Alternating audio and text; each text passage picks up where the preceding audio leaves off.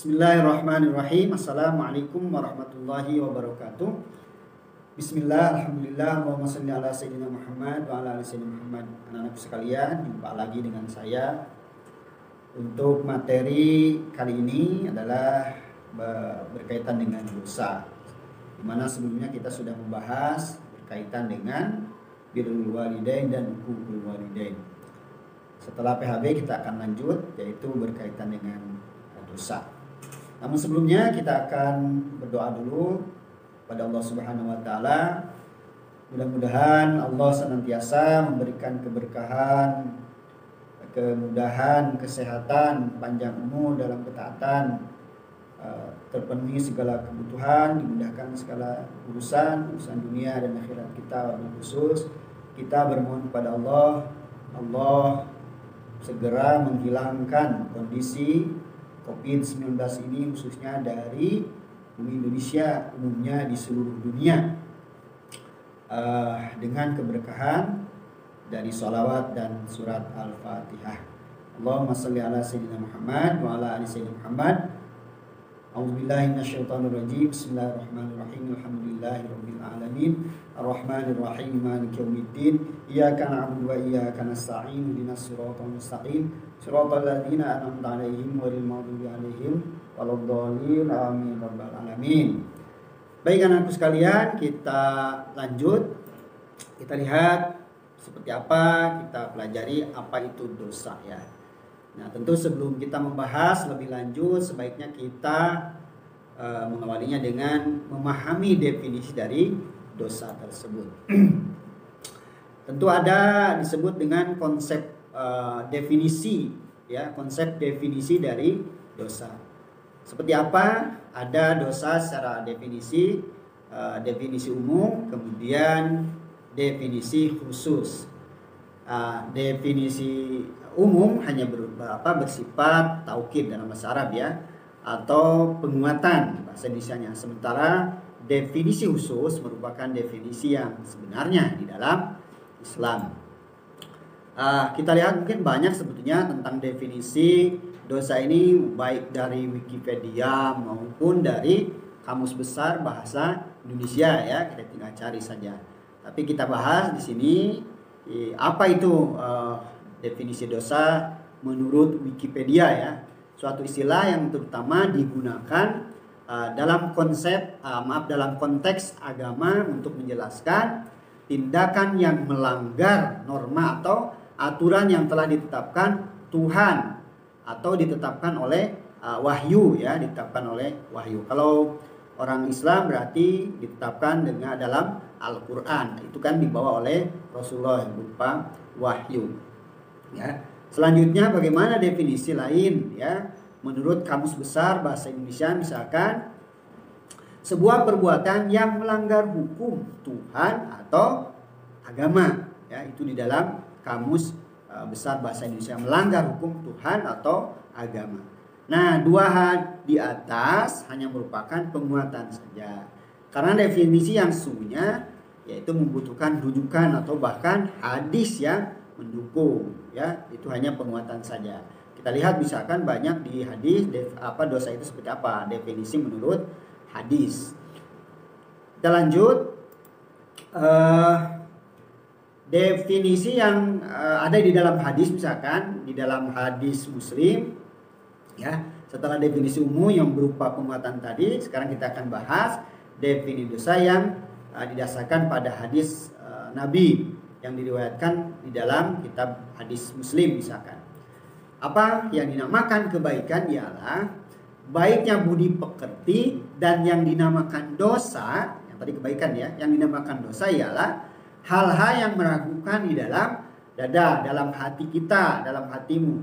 Dan kalian dan kamu, kita semua tidak senang apabila ada orang lain mengetahui hal itu. Ya, hal apa yang dilakukan oleh kita, ya, sesuatu yang meragukan. Saya ulangi ya, yang dinamakan kebaikan ialah baiknya budi pekerti. Yang dinamakan dosa, apa itu dosa? Ialah hal-hal yang meragukan dalam hatimu, dalam hati kita, dan kalian dan kita, kamu semua tidak senang apabila ya perbuatan itu diketahui orang lain mengetahui lah itu hati kita itu tidak senang ya, dalam hati itu ragu. Sedangkan dalam Al-Quran istilah untuk menunjukkan kata dosa banyak sekali di dalam Al-Quran. Misalkan di dalam Al-Quran ada kata-kata ismun ya, atau al-dzanbu, al-khit'u, as-sayyi'at dalam Al-Quran tuh. Kemudian al-hub di dalam Al-Quran. Misalkan di dalam Al-Quran yang pertama itu kata ismun di dalam Al-Quran, a'udzubillahi minasyaitonirrajim, yas'alunaka 'anil khamri wal maisir qul fihima itsmun. Nah, itu dia. Itu terkena itsmun kabirun. Menurut perhitungan ya di dalam Al-Quran itu kata-kata ismun itu ada 44 kali disebutkan ya, kata ismun tuh. Misalkan kita terjemahkan ya, yas'alunaka 'anil khamri. Mereka orang-orang itu bertanya kepada Muhammad berkaitan dengan khamar atau tentang khamar ya, wal maisir. Kul fihima ismun.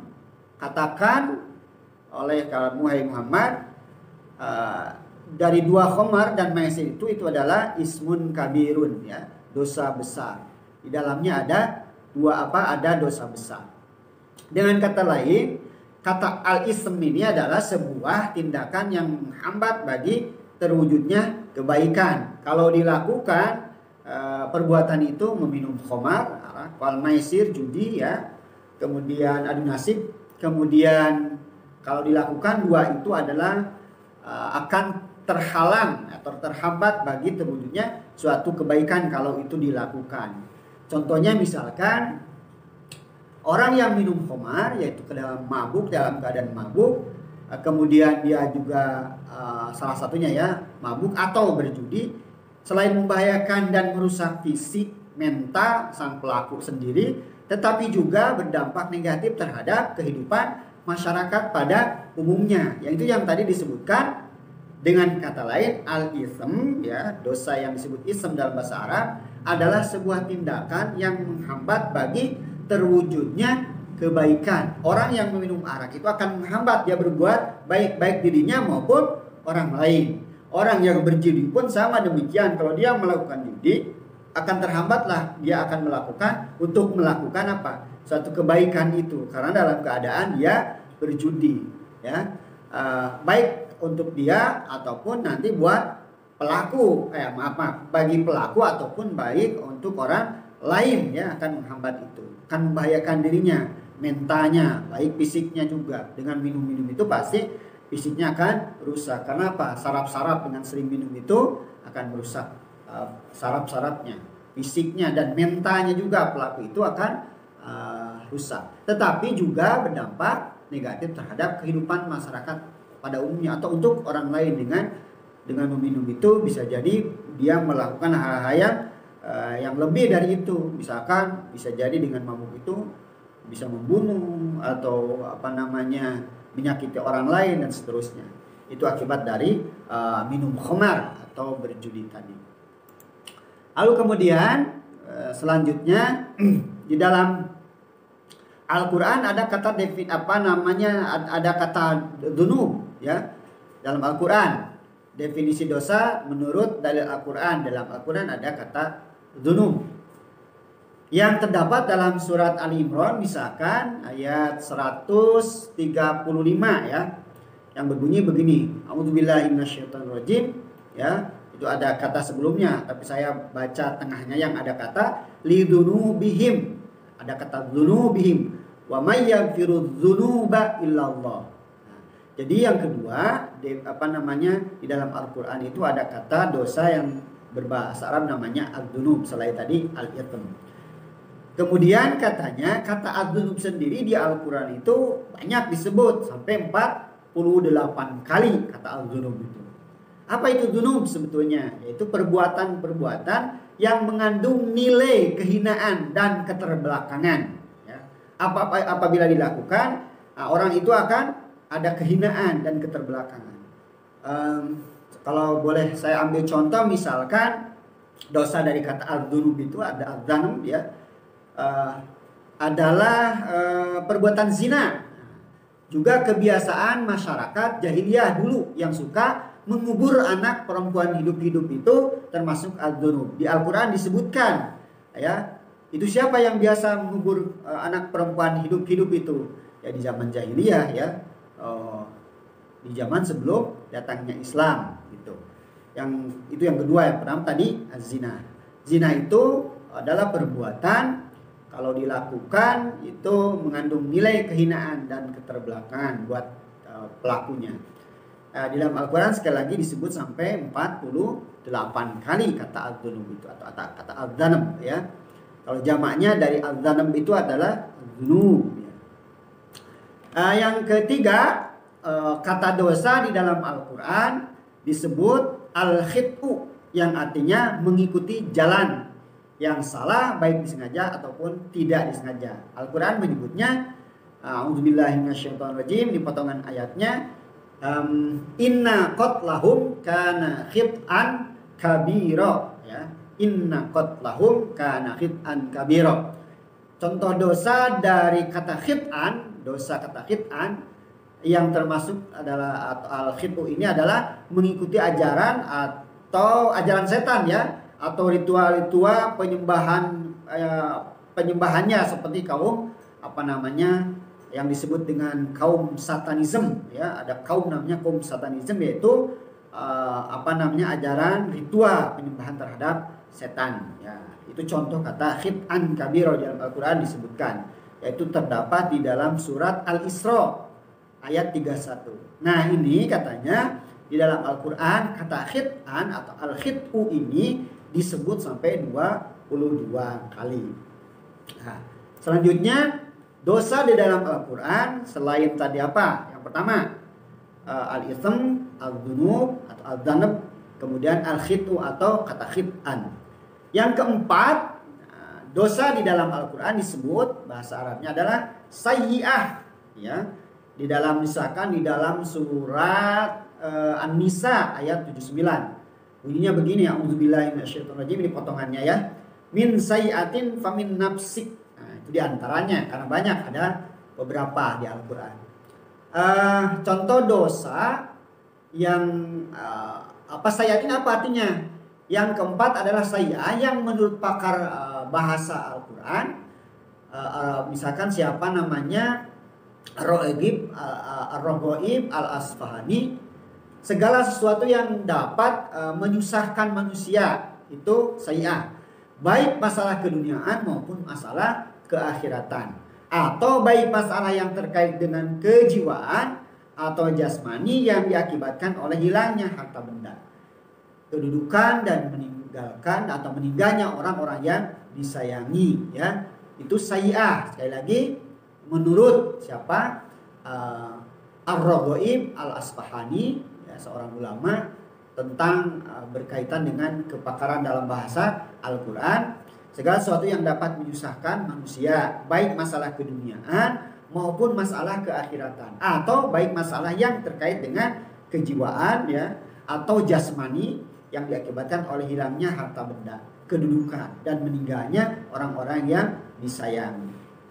Nah, dalam Al-Quran disebut dengan kata sayyi'ah. Contohnya misalkan yang termasuk dalam as-sayyi'at itu adalah menjadi rentenir, yang menaikkan bunga hutang dengan dengan cara sewenang-wenang tentunya. Itu yang disebut dengan rentenir. Jadi kalau orang menjadi rentenir kemudian mengambil bunganya dengan sewenang-wenang, dengan seenaknya saja, ya, itu termasuk sayyi'ah. Kenapa? Suatu yang dapat menyusahkan orang lain, menyusahkan manusia, baik dunia maupun masalah keakhiratan, baik masalah yang terkait dengan kejiwaan ataupun jasmani yang diakibatkan oleh hilangnya harta benda tadi, kemudian kedudukan dan meninggalkan orang-orang yang disayangi. Nah, itu sayyi'ah. Selanjutnya selain sayyi'ah, apalagi di dalam Al-Quran misalkan ada kata al-hub, ya. Meskipun hanya disebut satu kali sih dalam Al-Quran, tetapi kata tersebut bisa diartikan dosa juga, ya. Mungkin ini tidak terkenal seperti kata al-dhanbun, kemudian al-khid'u, as-sayyi'ah tadi, ya, al-ithm. Nah, tetapi di dalam Al-Quran juga kata al-hub, ya, meskipun hanya disebut satu kali saja, tetapi kata tersebut bisa diartikan katanya sebagai dosa. Sekali lagi mungkin ini tidak terlalu terkenal kata al-hub itu sebagai kata dosa. Nah, di dalam Al-Quran misalkan dalam surat Al-Anbiya, surat surat An-Nisa, ya, surat An-Nisa ayat 2. Bunyinya begini, a'udzubillahi minasyaitonirrajim. Wa atul yatama amwalahum wala tatabaddalul khabitha bit-thayyib wala ta'kulu amwalahum ila amwalikum innahu kana huban kabiro. Kata huban itu tadi, kata huban kabir. Jadi al-hub termasuk dosa. Ini berkaitan dengan harta anak yatim. Kalau kita merampasnya, memakannya, maka disebut di dalam Al-Quran untuk berkaitan dengan harta anak yatim itu disebut kata dosanya adalah huban.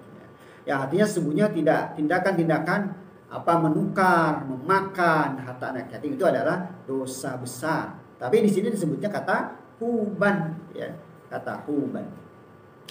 Baik, selanjutnya, ya, selain kata hub dan yang sebelumnya,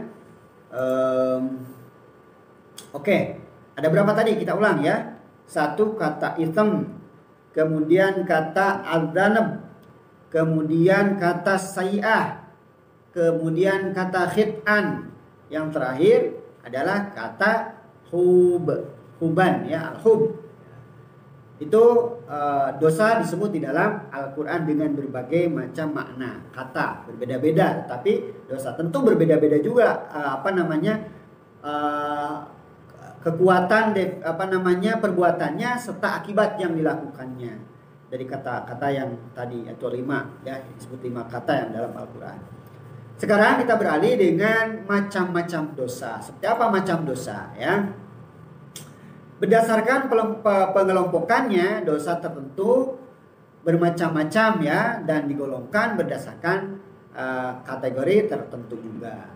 Saya ulangi, macam-macam dosa itu berdasarkan pengelompokannya bermacam-macam dan digolongkan berdasarkan kategori atau kategori tertentu. Dosa menurut berdasarkan subjek. Dosa berdasarkan subjek. Kemudian ada dosa berdasarkan objek, dosa berdasarkan tingkatannya, ya. Seperti apa dosa itu masing-masing yang 3 itu? Kalau berdasarkan subjeknya, dosa itu ada dosa lahir, ya, ada dosa batin, ada dosa lahir dan ada dosa batin.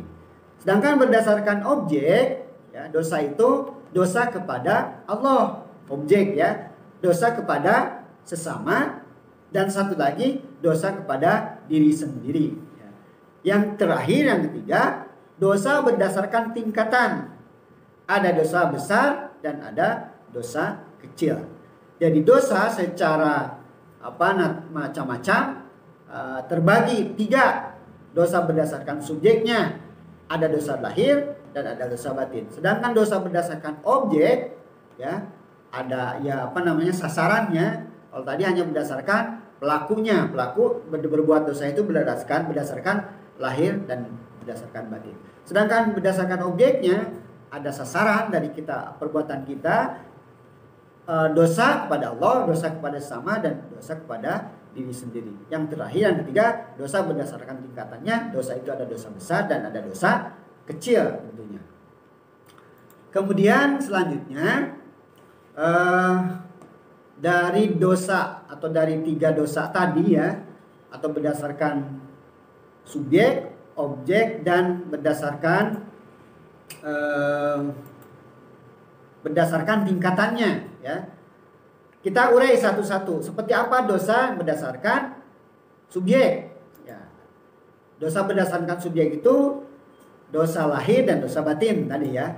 Seperti apa uraiannya? Yang pertama, dosa berdasarkan subjek atau yang disebut dengan pelakunya, kita yang melakukannya.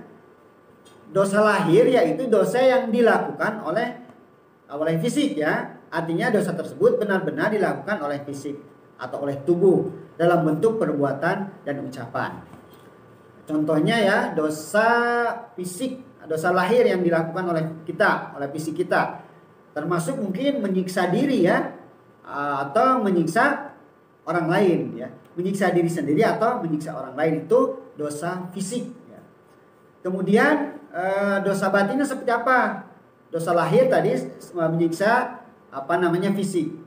Dosa batin yaitu yang dilakukan oleh hati kita atau pikiran kita. Dalam hal ini dosa yang dilakukan oleh hati bisa dalam bentuk keraguan misalkan, atau prasangka buruk ya, dan sebagainya. Bentuk keraguan seperti apa? Ragu terhadap keadilan Allah misalkan, tentang perbuatan baik Allah ya, kebaikan Allah, itu termasuk ragu dalam bentuk batin. Yang lainnya adalah prasangka buruk kepada Allah, prasangka buruk kepada orang lain, juga itu adalah dosa batin yang dilakukan oleh hati. Contoh yang lain adalah misalkan contoh meragukan Allah tadi ya. Kemudian prasangka buruk terhadap orang lain, itu adalah termasuk dosa batin. Selanjutnya dosa secara objek ya, atau berdasarkan objek. Yang tadi adalah dosa kepada Allah yang pertama ya. Dosa kepada sesama, dosa kepada diri sendiri. Kita urai satu-satu misalkan. Dosa kepada Allah yaitu dosa yang melanggar hak Allah. Dengan kata lain, dosa kepada Allah adalah dosa yang melanggar perintah dan larangannya yang ditetapkan oleh Allah. Allah perintahkan kepada kita atau Allah larang untuk kita lakukan, lalu kemudian kita lakukan. Allah memerintahkan sesuatu kepada kita tidak dilakukan. Itu adalah dosa kepada Allah atau berdasarkan objek tadi, atau dosa yang melanggar perintah Allah. Penyebab terjadinya dosa kepada Allah salah satunya adalah diri kita sendiri yang melanggar atau melanggar ketetapan perintah atau larangan tadi, larangan Allah, atau lemahnya iman hingga mudah tergoda. Ya, sekali lagi penyebab terjadinya dosa kepada Allah adalah salah satunya dari diri kita sendiri ya, yang melanggar ketetapan perintah Allah tadi atau larangan Allah. Sedangkan yang lain adalah karena penyebabnya adalah lemah iman kita sehingga mudah tergoda setan, tergoda orang lain.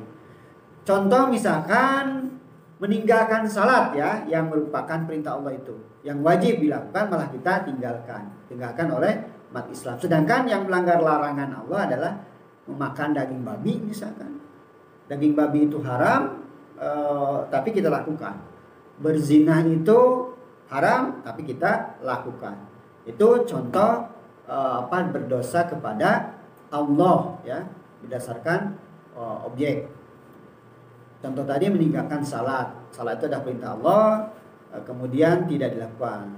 Kemudian melakukan larangan Allah, zina itu dilarang malah dilakukan. Makan daging babi itu haram, dilarang ya, tapi kita tetap makan. Itu contoh dari perbuatan dosa kepada Allah.